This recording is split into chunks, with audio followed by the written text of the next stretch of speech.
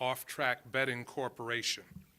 Over the past 2 decades, we've transformed Buffalo together, revitalizing our waterfront, growing our economy, improving our infrastructure, and building a stronger, more inclusive community.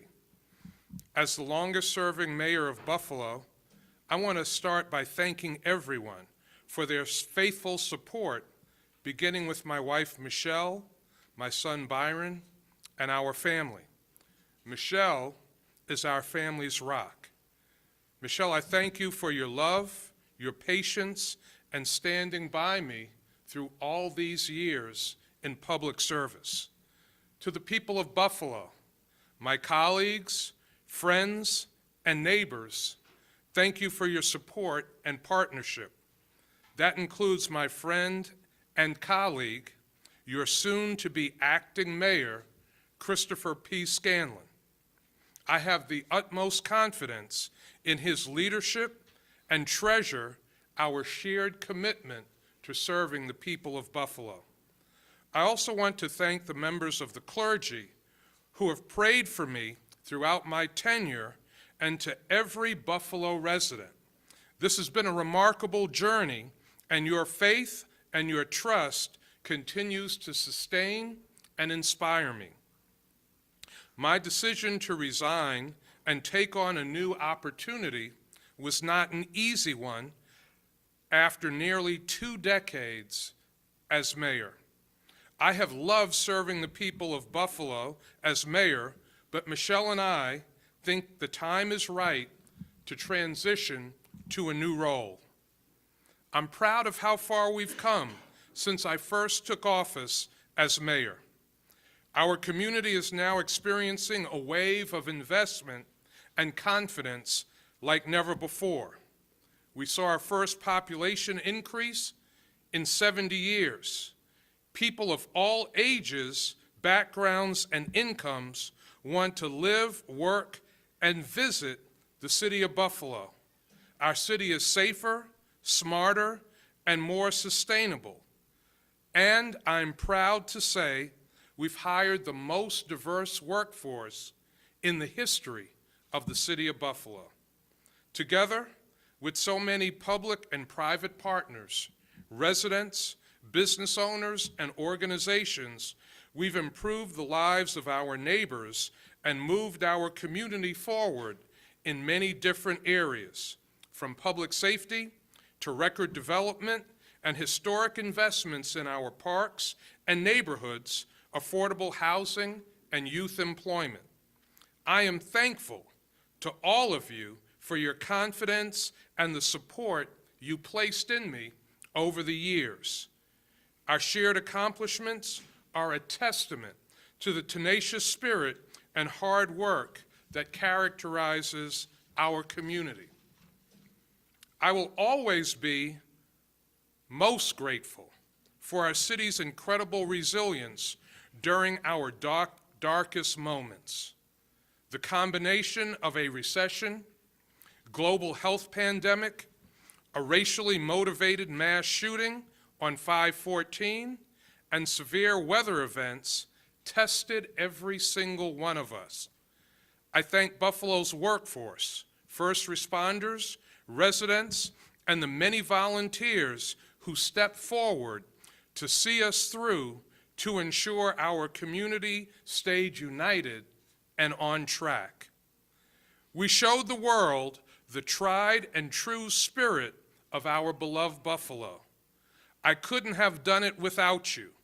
A special thanks to our city's talented workforce and those in every level of government. Your unwavering commitment to the people of Buffalo is something that I will always treasure.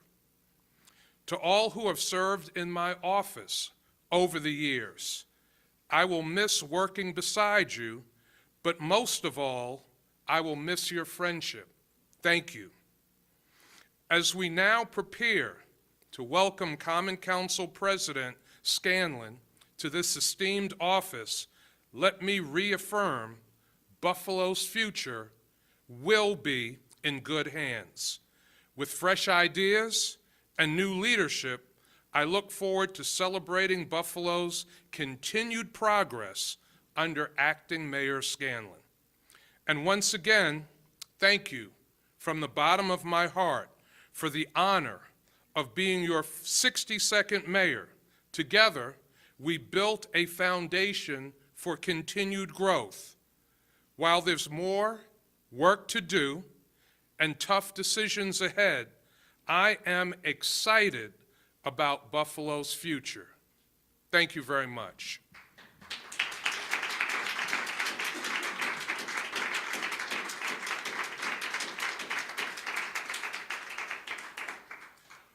We will now recess for a few moments. Oh, I'm sorry. We will not recess for a few moments. We will now hear from Council President Christopher Scanlon.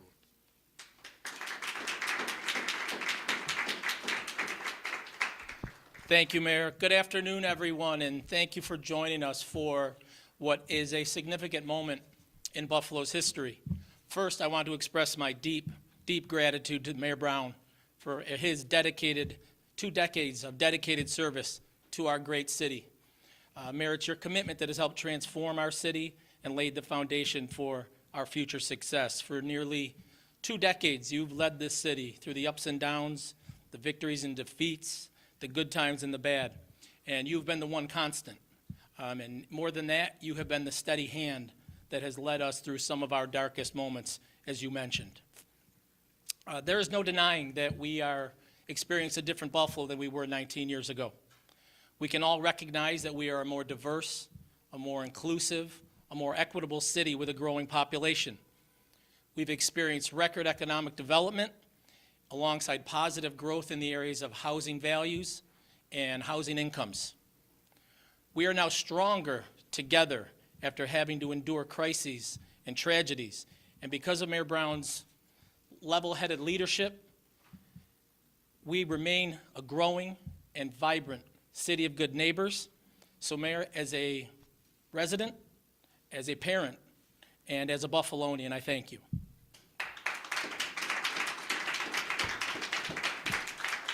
As the mayor mentioned, and per our city charter, upon your official resignation, I will assume the office of acting mayor. I could not be more humbled or more honored to lead the city of Buffalo, a city that I love so dearly, a city in which my wife and I chose to raise our family in. And I want every resident in every corner of this city to rest assured knowing that we will work every day to ensure that you are well served and well represented. Having served on the Common Council for 12 years and having served as council president, I know well the issues that are important to the people of the city of Buffalo. High quality, affordable housing, public safety, reliable, top-notch services, good schools, growth and development, and an unmatched quality of life that will enable us all to live, work, and raise a family right here in Buffalo. I am ready to lead this city, and I will do so with excitement and optimism, through partnerships and collaboration, with communication and with transparency, and not just with people in this building, but with the members of the media and every resident across this city. I'm ready to lead, and again, Mayor Brown, I thank you. I thank you for your commitment to this city. I'm excited for the opportunities that this transition will present, and feel confident that we will continue to achieve on behalf of and deliver for our businesses and our residents. We will keep moving Buffalo forward, ensuring that it will always be a place we are proud to call home. Thank you very much.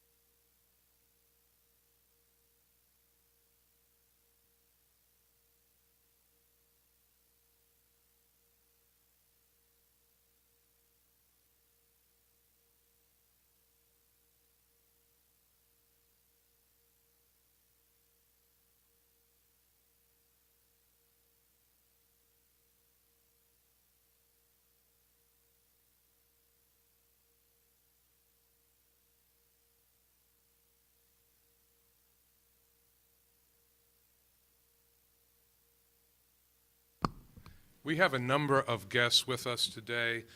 Before we answer questions, just wanted to go into some of the guests that are here. I want to recognize Reverend Dwayne Gillison, the pastor of Mount Olive Baptist Church, former Mayor Anthony M. Masiello, former Congressman Tom Reynolds, Rich Products Senior Vice President John Dandies, Buffalo City Controller Barbara Miller-Williams, and North District Council Member Joseph Golombek. Thank you all for being here. We'll start with questions. Deirdre Williams from the Buffalo News, if you have one for Mayor Brown. Mayor Brown, at a time when city finances are so shaky, how can you step away from this position? Don't you have a responsibility to the people who voted for a fifth term to stay in power and fix the problems? I don't think the finances of the city of Buffalo are shaky. Numbers keep getting thrown out about the financial situation of the city. Those numbers have not been accurate. When I first got into office as mayor, we did not have a rainy day fund. Now the city of Buffalo has a $43 million rainy day fund. We were about $12.7 million away from our constitutional taxing limit. Now we have $174 million before we get to the city of Buffalo's constitutional taxing limit. There are a number of options for the city of Buffalo fiscally going forward. I think the city's future is bright, and I think the city, while it has fiscal challenges, those challenges can be addressed. Mayor, when you go to OTB, will you be taking anybody from City Hall along with you? I plan on taking a couple of staffers with me, but today is not about OTB. Today is about my service as mayor of the city of Buffalo, thanking the people of Buffalo for their strong support over the years. And I look forward to, in the future, talking extensively about my plans for Western Regional OTB. Mayor, you say now is Well, again, over the years, and this is my 19th year as mayor, I've been blessed to have opportunities for other positions in the past. Did not take an opportunity to leave previously, but now after 19 years, and with the strong leadership of our council president, I felt comfortable looking at other opportunities, and I felt comfortable consulting with my wife to make this decision to take this opportunity and transition into a new role. Mayor, why Western Regional Off-Track Betting? Why is that the job for you? And I guess the question is, what makes you qualified to have that? One of the things that made that job attractive to me is it is an organization that is an 18-county geographical region. There are 17 municipal members of that organization, and since 1974, Western Regional OTB has been providing resources to those 17 municipalities in Western New York. 15 counties and the cities of Rochester and Buffalo. In the last few years alone, Buffalo has received millions of dollars from Western Regional off-track betting. I thought it would give me an opportunity not just to work on behalf of the city of Buffalo, but to increase revenues that flow to all 17 of those municipalities in Western New York. Mayor, you said the coming weeks. Can you be more specific about your timeline and what needs to be done here at City Hall before you can resign? And as far as your gaming licenses go, A number of things that I want to do in City Hall before I resign. When I came in as mayor, I started strong. When I leave as mayor, I want to leave strong. So I've made it flexible because there are a number of issues that I'm working on with the council and the controller. want to make sure that those issues are addressed before I leave, so that's why we are saying in the coming weeks. Conversations have been whispered about this for 12 months, 18 months. At what point after being reelected for a fifth term did you decide you weren't going to finish the term? Well, you know, conversations have been whispered about me for 19 years.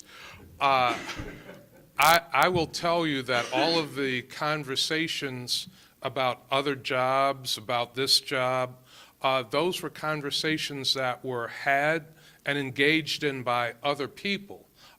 They were not things that I promoted.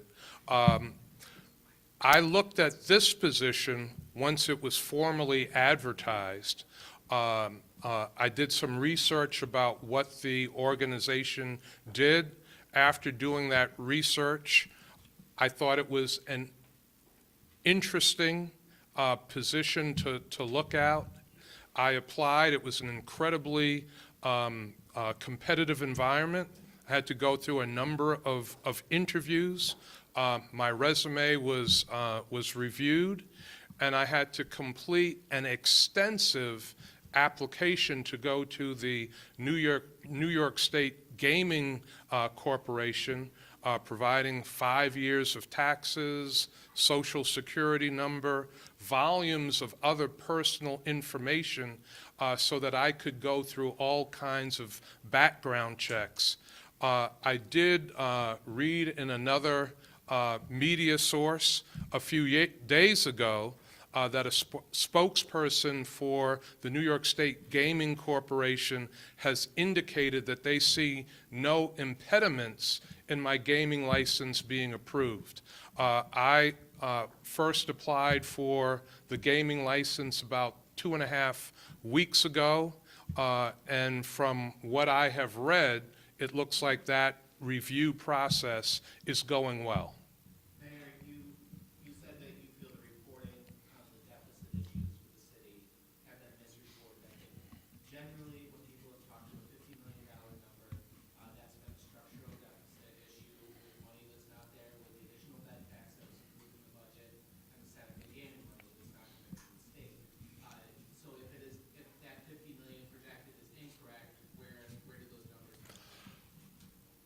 So what reporters have been hearing, and I'm not saying that your reporting is incorrect, I think what some elected officials have been saying is incorrect, and it keeps getting repeated and repeated and repeated.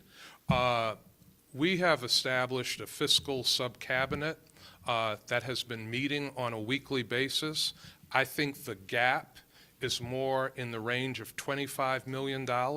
That's still a significant amount of money, but it is half of $50 million. It's less than $40 million.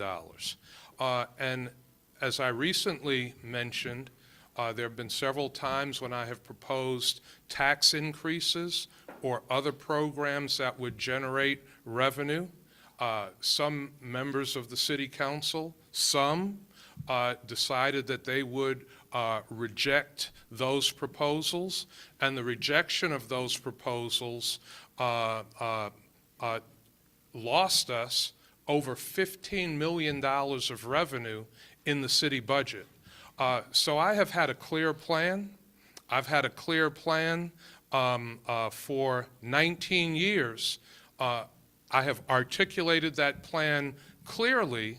I think now is the time to ask other people what their plan is if they don't want to support and adopt the plans that I have laid out.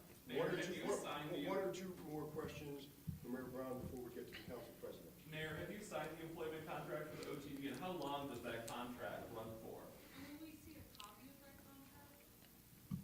contract? I have signed the employment contract. The provision of a copy of the contract, I think that's up to the Board of Directors of Western Regional Off-Track Betting. Pardon me? Well, again, when I get that authorization from the Board of Directors, I have no problem releasing it. Can you share how long it runs for? It is a 3-year contract.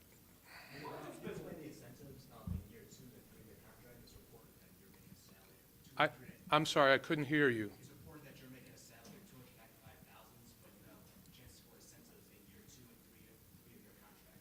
Can you explain those incentives monetarily and how much up to can you make those incentives? Well, as you indicated, the contract is $295,000 to start. The position was advertised at a range of $280,000 to $320,000. The contracted amount that I have accepted was presented by the Board of Directors of Western Regional Off-Track Betting, and they presented that amount of money based on their belief that this is a business, and that is the industry standard for a president and chief executive officer to manage and operate this type of organization. Mayor, are you planning on being in the Batavia Downs commercials? I haven't thought about being in the commercials, but I certainly have seen them. They seem to run very frequently, so I'm happy with the marketing budget that seems to be there. Any advice for soon-to-be mayor, acting mayor Scanlon? Any advice for him? Pardon me? Any advice for soon-to-be acting mayor Scanlon? Well, I think Councilmember Scanlon has been an excellent, hard-working, thoughtful member of the City Council. My advice is to continue to do what he's been doing, to do his homework, to do his research before he talks about things. That's certainly not the case with everybody from this body, and be strong in his decision-making, and as a council member and as council president, he has evidenced that. Mayor Brown, thank you. Council President Scanlon.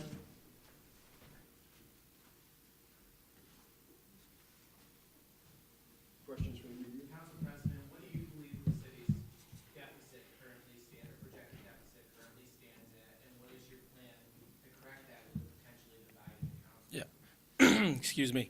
Well, I think that number's constantly in motion, certainly. And, you know, I've been on the council for 12 years now, in leadership for 9, and served as council president this year. And I think that makes me privy to some of the most important conversations you can have at the city level. In addition to that, I've always prided myself on collaborating with my colleagues in government, whether it be the comptroller, my colleagues on the council, the mayor, his directors, his commissioners. So I think that uniquely positions me on day one to hit the ground running, to address the challenges that you're talking about. I have plans to do so, and I will address those challenges. But we're in a transition period here, right? And throughout all the whispering of jobs and potential dates and all of this that's been going on, one thing I've been sure to do is show the mayor every ounce of respect that he's earned. And I hope he's felt that, because I've certainly felt it coming my way. And in the spirit of continuing that level of respect for the mayor, I think that it might be premature to dive too far down into policy. I can tell you that I do absolutely have plans, and once this transitional period is completed, I'd be happy to sit down collectively, individually, with any or all of you to discuss those plans in great depth.